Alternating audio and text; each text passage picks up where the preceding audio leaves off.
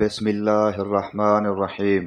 ابن عباس رضی اللہ عنہما سے روایت ہے، انہوں نے بیان کیا کہ بنی اسرائیل میں قصاص یعنی بدلہ تھا لیکن دیت نہیں تھی، اس لیے اللہ تعالیٰ نے اس امت سے کہا کہ تم پر مقتولوں کے باب میں قصاص فرض کیا گیا، آزاد کے بدلے میں آزاد اور غلام کے بدلے میں غلام اور عورت کے بدلے میں عورت۔ ہاں، جس کسی کو اس کے فریق مقتول کی طرف سے کچھ معافی مل جائے تو معافی سے مراد یہی دیت قبول کرنا ہے، سو مطالبہ معقول اور نرم طریقے سے ہو اور مطالبے کو اس فریق کے پاس خوبی سے پہنچایا جائے۔ یہ تمہارے پروردگار کی طرف سے رعایت اور مہربانی ہے، یعنی اس کے مقابلے میں جو تم سے پہلی امتوں پر فرض تھا، سو جو کوئی اس کے بعد بھی زیادتی کرے گا اس کے لیے آخرت میں دردناک عذاب ہوگا۔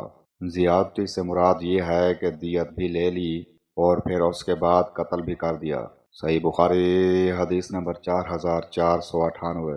حضرت انس رضی اللہ عنہ نے روایت کی کہ میری پھوپھی ربیع نے ایک لڑکی کے دانت توڑ دیے، پھر اس لڑکی سے لوگوں نے معافی کی درخواست کی لیکن اس لڑکی کے قبیلے والے معافی دینے کو تیار نہیں ہوئے اور رسول کریم صلی اللہ علیہ وآلہ وسلم کی خدمت میں حاضر ہوئے اور قصاص کے سوا اور کسی چیز پر راضی نہیں تھے، چنانچہ آپ نے قصاص کا حکم دے دیا۔ اس پر انس بن نضر رضی اللہ عنہ نے عرض کیا، یا رسول اللہ، کیا ربیع رضی اللہ عنہ کے دانت توڑ دیے جائیں گے؟ نہیں، اس ذات کی قسم جس نے آپ کو حق کے ساتھ مبعوث کیا ہے، ان کے دانت نہ توڑے جائیں گے۔ اس پر حضور صلی اللہ علیہ وآلہ وسلم نے فرمایا، انس، کتاب اللہ کا حکم قصاص کا ہی ہے۔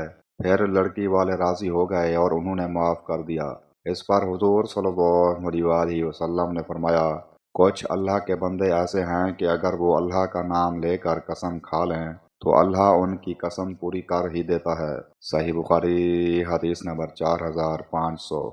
زید بن ارقم رضی اللہ عنہ نے بیان کیا کہ پہلے ہم نماز پڑھتے ہوئے بات بھی کر لیا کرتے تھے، کوئی بھی شخص اپنے دوسرے بھائی سے اپنی کسی ضرورت کے لیے بات کر لیتا تھا، یہاں تک کہ یہ آیت نازل ہوئی، سب ہی نمازوں کی پابندی رکھو اور خاص طور پر بیچ والی نماز کی، اور اللہ کے سامنے فرما برداروں کی طرح کھڑے ہوا کرو۔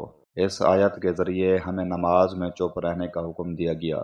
صحیح بخاری حدیث نمبر 4534۔ حضرت عائشہ رضی اللہ عنہا نے نبی کریم صلی اللہ علیہ وآلہ وسلم سے روایت کی کہ اللہ تعالیٰ کے نزدیک سب سے زیادہ ناپسندیدہ شخص وہ ہے جو سخت جھگڑالو ہو۔ صحیح بخاری حدیث نمبر 4523۔